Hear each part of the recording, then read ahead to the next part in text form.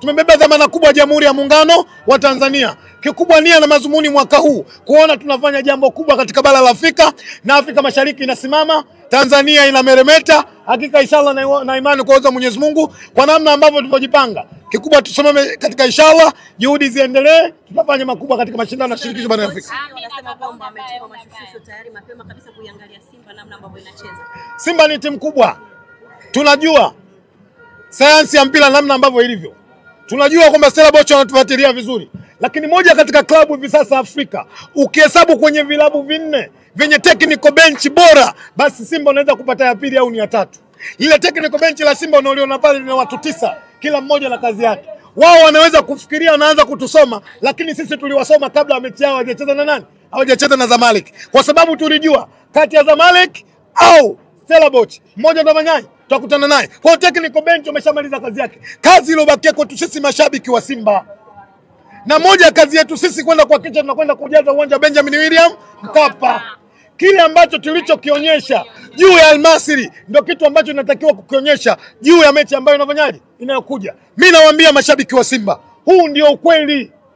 Sisi mashabiki wa 12, wachezaji wa 12, tukienda kutekeleza majukumu yetu kwa namna wachezaji hawa niliona leo hapa, Simba anakwenda kucheza fainali ya shirikisho barani Afrika. Kisugu, kabla ya mechi ya Zamalek pamoja na Stellenbosch, watu wengi mliamini kwamba mtakutana na Zamalek, lakini Stellenbosch akafanya surprise.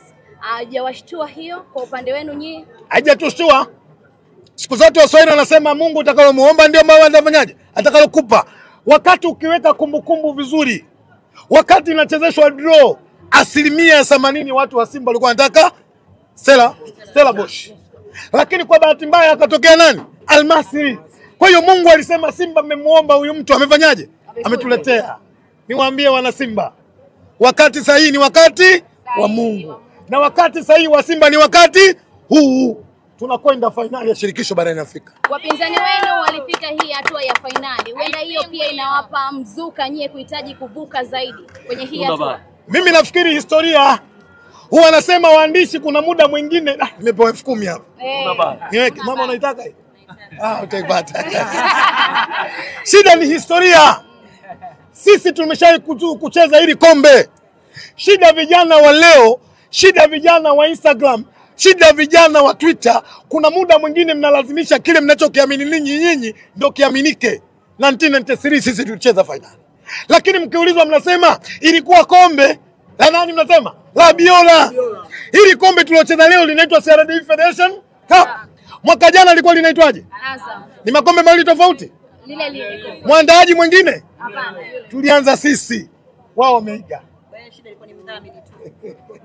Kwa ni kwamba hiyo hatua ambao wao walifika nyinyi tayari imevuka, lakini ilikuwa kitambo kidogo. Sasa hivi mnahitaji kushuhudia wenyewe, kwa sababu iliyotokea pale wengi walikuwa hawajazaliwa. Imekuwa kama historia. Mnahitaji kutengeneza historia mpya ya vizazi vinavyokuja pia. Kwanza nikueleze kitu kimoja mama. Mwalimu wangu mimi alinifundisha, jambo likipita siku 3 nyuma tayari linaingia kwenye historia. Kwa hiyo ukituambia sisi ni historia, hata wao inabaki kwa nini? Historia.